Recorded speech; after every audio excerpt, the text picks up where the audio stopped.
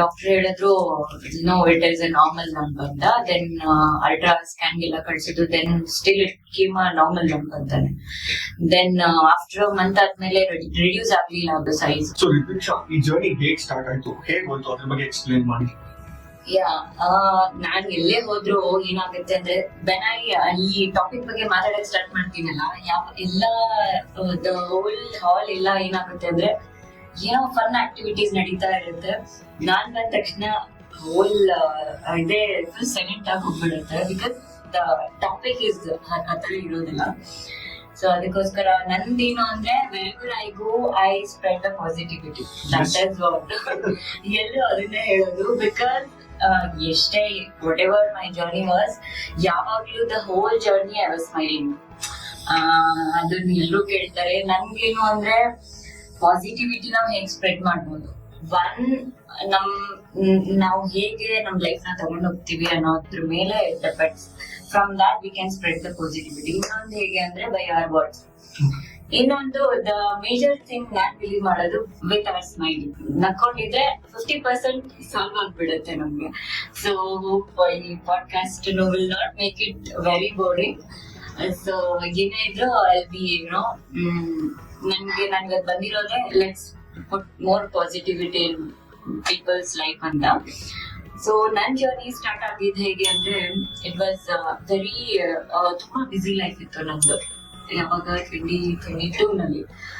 Then December ವರ್ಗು ನನ್ಗೆ ಯಾವಾಗ್ಲೂ ಮೂವಿ ಪ್ರಾಜೆಕ್ಟ್ಸ್ ಬರ್ತಾ ಇತ್ತು ಫ್ರಮ್ 10 years. ನಾನು ಬೆಂಗಳೂರಿಗೆ ಶಿಫ್ಟ್ ಆಗಿ 12 ವರ್ಷ ಆಯ್ತು ಇವಾಗ. 12 ವರ್ಷದಿಂದನೂ ನನ್ಗೆ ಮೂವಿ ಪ್ರಾಜೆಕ್ಟ್ಸ್ ಬರ್ತಾನೆ ಇತ್ತು. ಎಲ್ಲ ನಾನು ಇದುವರೆಗೂ ಯಾವ್ದು ಪ್ರಾಜೆಕ್ಟ್ ಕಮಿಟ್ ಆಗಿಲ್ಲ ಫಾರ್ ಒನ್ ರೀಸನ್. ಎಲ್ಲಾ ಮೂವಿನೆಲ್ಲ ಬಂದಿರೋ ಎಲ್ಲಾ ಕಥೆಗಳು ಹೇಗಿರ್ತಾ ಇತ್ತು ಅಂದ್ರೆ, ಮಧ್ಯದಲ್ಲಾದ್ರೆ ಸುತ್ತೋಗ್ತೀನಿ, ಎಂಡಲ್ಲಾದ್ರೆ ಸುತ್ತೋಗ್ತೀನಿ. ಸೊ ಆತರ ನನ್ಗೆ ಏನಕ್ಕೆ ವೈ ಐ ಗೆಟ್ ಇದೇ ತರದ ಸ್ಟೋರೀಸ್ ಏನಕ್ಕೆ ಸಿಗುತ್ತೆ ಅಂತ ಯಾವಾಗ್ಲೂ ಯೋಚನೆ ಮಾಡ್ತಿದ್ದೆ. ನಾನು ಎಷ್ಟು ರಿಜೆಕ್ಟ್, ಬೇಡ ಸಾಯೋದಂದ್ರೆ ಬೇಡ ನನ್ಗೆ. ಆದ್ರೂ ಮಾಡಿದೆ ಒಂದ್ ಮೂವಿ, ಬಿಕಾಸ್ ಆಫ್ ಪ್ಯಾಷನ್ ಗೋಸ್ಕರ ಮಾಡ್ದೆ ಕ್ಲೂ ಅಂತ. ಬಟ್ ನಾನು ರಿಲೀಸ್ ಆಗಿಲ್ಲ. ಬಟ್ ಆ ಮೂವಿನಲ್ಲೂ ಕೊನೆಗಳು ಸುತ್ತೋಗ್ತೀನಿ. ಬಟ್ ಅದು ರಿಲೀಸ್ ಆಗಿಲ್ಲ. ಸೊ 7 ವರ್ಷದ ಹಿಂದೆ ಅದ್ ಪ್ರಾಜೆಕ್ಟ್ ಮಾಡಿದ್ದು. ಅದಾದ್ಮೇಲೆ ನನ್ಗೆ 2022 ನಲ್ಲಿ ನನ್ಗೆ ಬೇಕಾಗಿರೋಂತ ಒಂದ್ ಸ್ಟೋರಿ ಸಿಕ್ಕಿತ್ತು ನನ್ಗೆ. ಅಂದ್ರೆ ತುಂಬಾ ಇಷ್ಟಪಟ್ಟು ಒಪ್ಕೊಂಡಿದ್ದು ನನ್ನ ಸ್ಟೋರಿನ. ಅದ್ರಲ್ಲಿ ಹೇಗಿತ್ತು ಅಂದ್ರೆ, ನಂದು half journey of the movie with the long hair.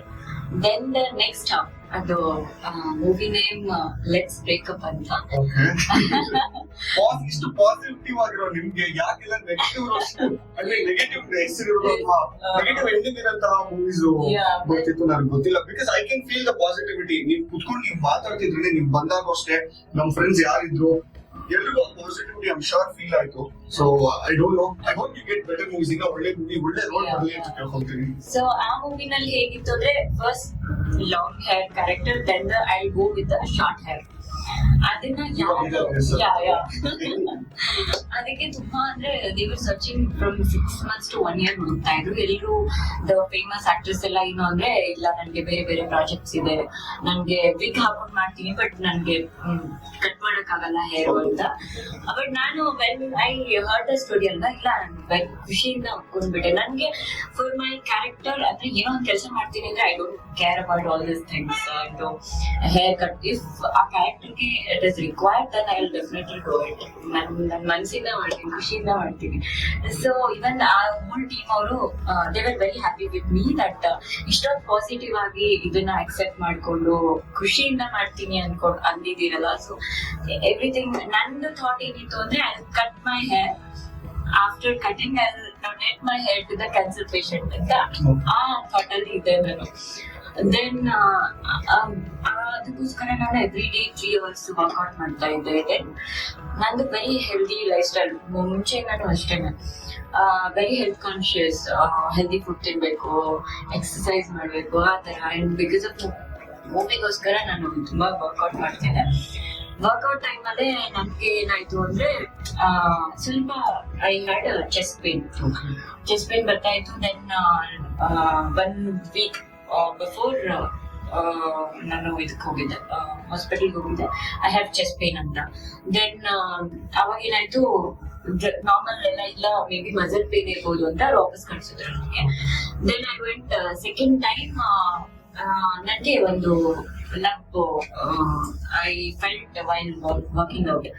Exercise ಮಾಡ್ಬೇಕಾದ್ರೆ ನನಗೆ ಒಂದೇನೋ ಗಂಟು ತರ ಫೀಲ್ ಆಯ್ತು ಲೆಫ್ಟ್ ಸೈಡ್ ಅಲ್ಲಿ.